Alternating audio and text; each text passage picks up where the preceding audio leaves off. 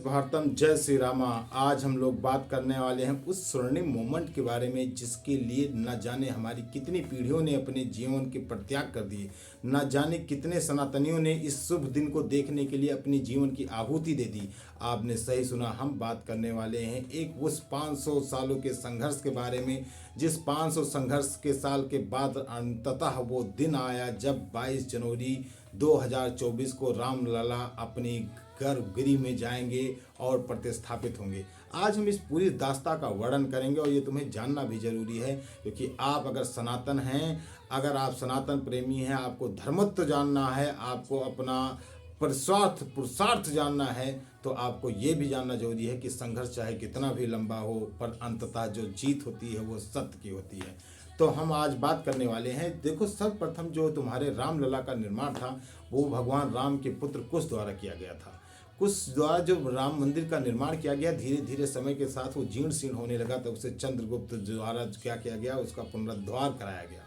पुनरुद्धार होने के बाद वो पूरे ललाहट, पूरे अपने वैभव, अपनी जो है विरासत के कारण चारों तरफ अपने वैभव प्रतिष्ठित कर रहा था। इसी बीच में क्या होता है कि तुम्हारे फरगना के शासक जो बाबर था, बाबर को उज्बेकों ने उसको गद्दी से पराजित करके भगा दिया, तो इधर उधर वो घूम रहा था। और इसी बीच में तुम्हारे दौलत खान लोधी उसे इन्वाइट करता है, और दौलत खान लोधी के इन्वाइटेशन के बाद वो तुम्हारे भारत की तरफ कूच करता है। भारत में आकर वो तुम्हारे इब्राहिम लोदी को पराजित करता है और मुगल सत्ता की नींव रखता है। और उसी के 2 साल बाद यानी 1528 में एक पशुवत मानसिकता वाला तुम्हारे जो मीर बाकी था, वो भगवान रामलला की मंदिर को देखकर कहीं ना दारुल हर्ब तो दारुल इस्लाम के नारे के आगोश के साथ वो भगवान राम की मंदिर को पूरे तरीके से जीर्ण शीर्ण करके धराशाही कर देता है। इसके बाद हिंदुओं की भावनाएं कहीं ना कहीं बहुत ज़्यादा चोटिल होती हैं और कुंठित होती हैं। लेकिन चूंकि मुगल साम्राज्य था तो किसी ने बहुत ऊपर तलके से आवाज़ नहीं उठा पाई, और जिसने भी लोगों ने आवाज़ उठाई उनको सर से धड़ को अलग कर दिया गया।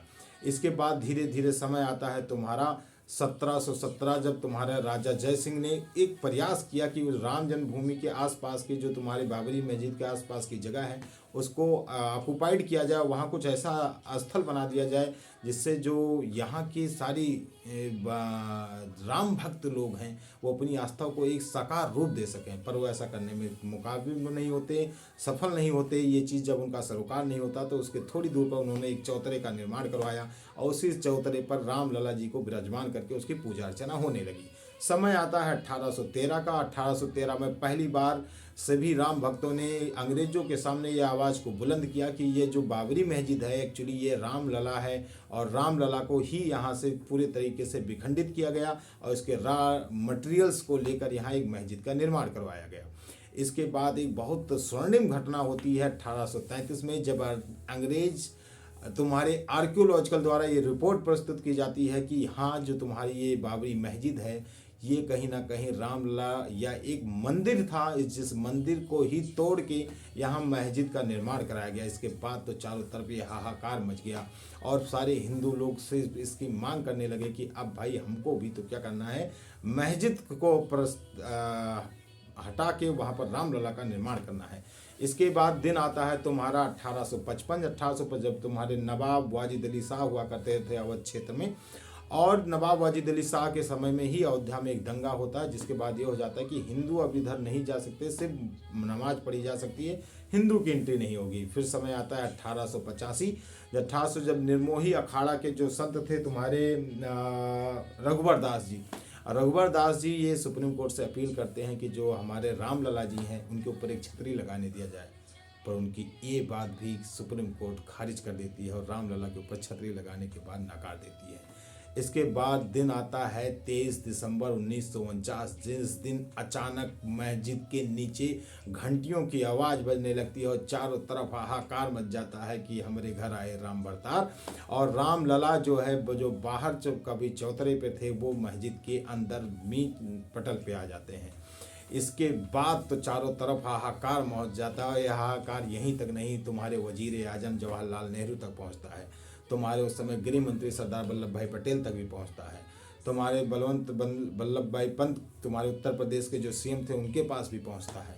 इसके बाद तो जवाहरलाल नेहरू ने, जो तुम्हारे अयोध्या के उस समय आईसीएस हुआ करते थे, के नायर जी को कहते हैं कि आप इस पुनर्स्थिति को बहाल करिए और आप रामलला को फिर से उसी चौतरे पर प्रतिस्थापित करिए। पर के नायर जी ने साफ मना कर दिया कि वो ऐसा नहीं करेंगे। इसके बाद जवाहरलाल नेहरू का दूसरा लेटर आता है, जिसके बाद उन्होंने कहा हम अपने पद से इस्तीफा दे सकते हैं, पर हम ऐसा नहीं कर सकते। आप एक काम कर सकते हैं कि आप वहाँ इसको एक बाउंड्री में संरक्षित कर दीजिए और पूरी तरीके से बैन कर दीजिए। और 3 जो इसके पहले साधुओं द्वारा जलार्पण और भोग का काम किया जाता है, वो एक सिंगल साधु द्वारा कर दीजिए। जवाहरलाल नेहरू को ये बात अच्छी लग जाती है और उन्होंने ऐसा कर दिया। इसके बाद समय आता है 1986 का, जब तुम्हारे राजीव गांधी ने उस बाबरी मस्जिद का दरवाज़ा तोड़वा के और वहाँ पूजा अर्चना करने की छूट दे देते हैं। इसके बाद जो सबसे टर्निंग पॉइंट आता है, वो टर्निंग पॉइंट आपका आता है 6 दिसंबर 1992, जब यहाँ के मुख्यमंत्री थे कल्याण सिंह जी, और लगभग 2 लाख कार सेवक अयोध्या में धीरे धीरे करके कूच करते हैं। और कल्याण सिंह कहते हैं यहाँ कोई अनहोनी होने वाली नहीं है, और उस समय नरसिम्हा राव की सरकार होती है। लेकिन 2 लाख कार सेवकों ने अपनी आवाज़ को बुलंद करते हुए पूरे बाबरी मस्जिद को ढहा देते हैं। कुछ लोग इसको सौर्य दिवस मनाते हैं, तो कुछ लोगों के लिए ब्लैक डे भी है। तो इस सौर्य दिवस के बाद भगवान रामलला के एक पहला पदार्पण वहाँ प्रारंभ होता है कि मस्जिद पूरी तरीके से अब क्या हो चुकी थी, धराशाही हो गई थी। इसके बाद कल्याण सिंह को अपने पद से इस्तीफा देना पड़ता है। उत्तर प्रदेश में राष्ट्रपति का शासन लग जाता है।